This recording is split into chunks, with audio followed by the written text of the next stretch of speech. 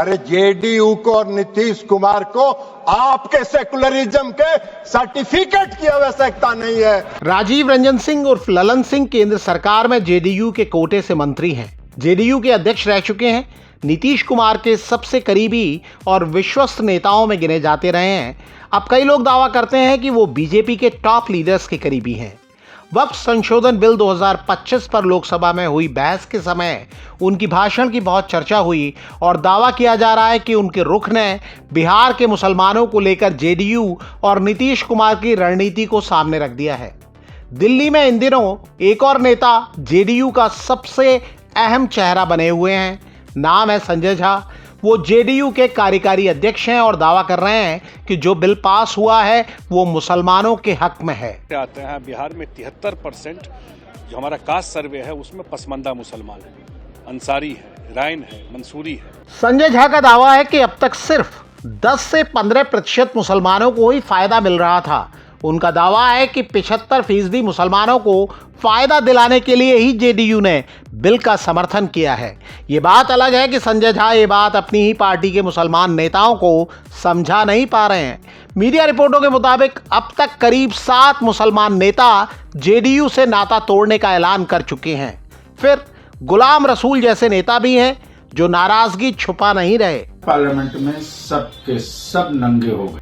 नीतीश कुमार चुप हैं, लेकिन ललन सिंह सवाल उठाने वालों या पार्टी छोड़ने का दावा करने वालों को अपने ही अंदाज में जवाब दे रहे हैं। पतंग चुनाव चिन्ह पर चुनाव लड़े थे ढाका विधानसभा से, 499 वोट आया था। ललन सिंह यहाँ कासिम अंसारी नाम के नेता की बात कर रहे हैं। कई मीडिया रिपोर्टों में भी दावा किया गया है कि वो हाल फिलहाल कांग्रेस के करीब दिखते रहे हैं और सिर्फ प्रचार पाने के लिए इस्तीफे का हल्ला मचा रहे हैं। बहरहाल नाराजगी जाहिर कर रहे जेडीयू के हर मुसलमान नेता को उसकी हैसियत दिखाना शायद पार्टी के बड़े नेताओं के लिए भी आसान नहीं होगा। बिहार में सीएम नीतीश कुमार की पहल पर जो जातिगत सर्वे हुआ था उसके नतीजों के मुताबिक राज्य में 17.7% के करीब मुसलमान हैं। नीतीश कुमार लगातार कहते रहे हैं कि वो 3C यानी करप्शन, क्राइम और कम्युनलिज्म यानी सांप्रदायिकता पर कभी समझौता नहीं करेंगे। लेकिन वक्फ अमेंडमेंट बिल के समर्थन का मतलब क्या हो सकता है, ये नीतीश कुमार को लगातार अंदाजा हो रहा था।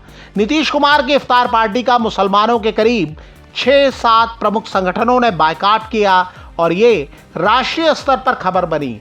और अब जब बिल पास हो गया है तब AIMIM के असदुद्दीन ओवैसी हो, जन स्वराज के प्रशांत किशोर हो, RJD के तेजस्वी यादव हो या फिर कांग्रेस के इमरान मसूद, सभी नीतीश कुमार पर सवाल उठा रहे हैं और नतीजा भुगतने की चेतावनी दे रहे हैं। लेकिन बिहार की राजनीति पर नजर रखने वाले कई लोग दावा कर रहे हैं कि नीतीश कुमार सियासत के चतुर सुजान हैं। लोग भले ही उनके स्वास्थ्य और फैसलों पर सवाल उठाएं, लेकिन वो जानते हैं कि कब क्या करना है और उसके नतीजे क्या होंगे।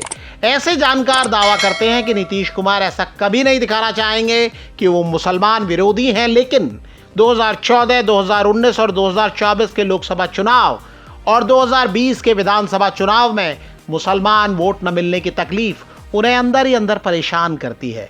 मीडिया रिपोर्टों में CSDS के सर्वे के हवाले से दावा किया गया है कि 2020 के विधानसभा चुनाव में बीजेपी और जेडीयू गठबंधन को सिर्फ 5% मुसलमानों के वोट मिले थे। RJD और कांग्रेस के महागठबंधन को 75% से ज़्यादा और ओवैसी की पार्टी को 11% वोट मिले थे। जेडीयू ने 11 मुसलमानों को टिकट दिया था और उनमें से कोई जीत नहीं सका। इसीलिए जेडीयू सिर्फ 43 सीटें ही जीत पाई। 2024 के लोकसभा चुनाव में बिहार में महागठबंधन को मुसलमानों का 87% वोट मिला। तब जेडीयू ने अपने कोटे की 16 सीटों में से एक मुस्लिम उम्मीदवार उतारा था जो कांग्रेस उम्मीदवार से हार गया। चुनाव के बाद यानी जून 2024 में नीतीश कुमार के पुराने मित्र और सीतामढ़ी के सांसद देवेश चंद्र ठाकुर का वो बयान वायरल हो गया था जिसमें उन्होंने साफ साफ कहा था कि वो मुसलमानों और यादवों का काम नहीं करेंगे क्योंकि वो उन्हें वोट नहीं देते। तीर दबाते तो आपको उस तीर में नरेंद्र मोदी का चेहरा दिखाई देता है, इसलिए अपने लालटेन दबाएं। तो अगर यही बात है तो मैं आपके काम करते वक्त आपके चेहरे पे लालटेन और लालू जी का चेहरा क्यों नहीं देखूं? उस वक्त कई लोगों ने ठाकुर पर कार्रवाई की मांग उठाई, लेकिन नीतीश कुमार पूरी तरह चुप रहे। फिर नवंबर 2024 में ललन सिंह ने भी दावा किया कि मुसलमान जेडीयू को वोट नहीं देते।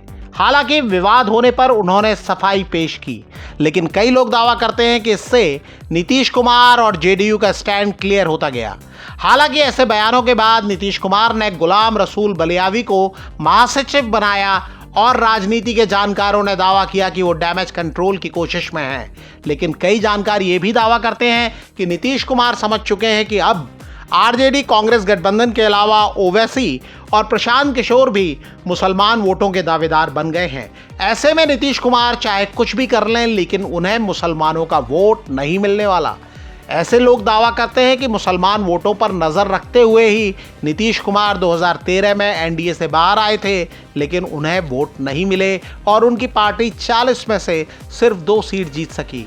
वहीं कुछ लोग ये भी दावा कर रहे हैं कि नीतीश कुमार ने लालू यादव की आरजेडी और कांग्रेस के मुकाबले मुसलमानों के लिए कहीं ज्यादा काम किए हैं। वो बताते हैं कि नीतीश सरकार ने कब्रिस्तानों की बाड़बंदी कराई, दंगों के अभियुक्तों को न्याय के दायरे में लाने का काम किया, सांप्रदायिक तनाव नहीं होने दिया। 2006 से 2014 के बीच 5 मुसलमान नेताओं को राज्यसभा भेजा। वो बताते हैं कि पटना में हज भवन का निर्माण, अंजुमन इस्लामिया का भवन निर्माण, मदरसा के शिक्षकों की सैलरी सरकारी स्कूल के शिक्षकों के बराबर करना, उर्दू शिक्षकों की बहाली, हर विधानसभा क्षेत्र में आवासीय स्कूल और छात्रावास का निर्माण, हायर एजुकेशन के लिए मुस्लिम छात्रों को स्कॉलरशिप जैसी कई योजनाएं शुरू की गई हैं। ऐसे लोग दावा करते हैं कि आरजेडी को मुसलमानों के सबसे ज्यादा वोट मिलते हैं, तब भी उन्होंने लोकसभा चुनाव में 23 सीटों में से सिर्फ 2 पर मुस्लिम उम्मीदवार दिए और वो भी हार गए।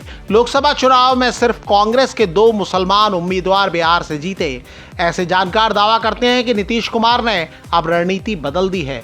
उनका फोकस सिर्फ पसमानदा मुसलमानों पर है और ये वो रणनीति है जिससे विपक्ष का दिमाग चकरा सकता है। वो बताते हैं कि वक्फ बिल पेश होने के पहले बिहार आए गृह मंत्री अमित शाह से नीतीश कुमार ने आश्वासन लिया था कि ये बिल गरीब और पसमानदा मुसलमानों के पक्ष में है, और ये आश्वासन मिलने के बाद ही वो समर्थन के लिए तैयार हुए। अब ये नीतीश कुमार की विपक्ष को चित करने की रणनीति है या मुसलमान वोटरों को चुनौती कि या तो हमारे साथ आ जाओ या फिर हम भी अलग राह चलेंगे। ये अगले 6 महीने में होने वाले चुनाव में साफ हो जाएगा।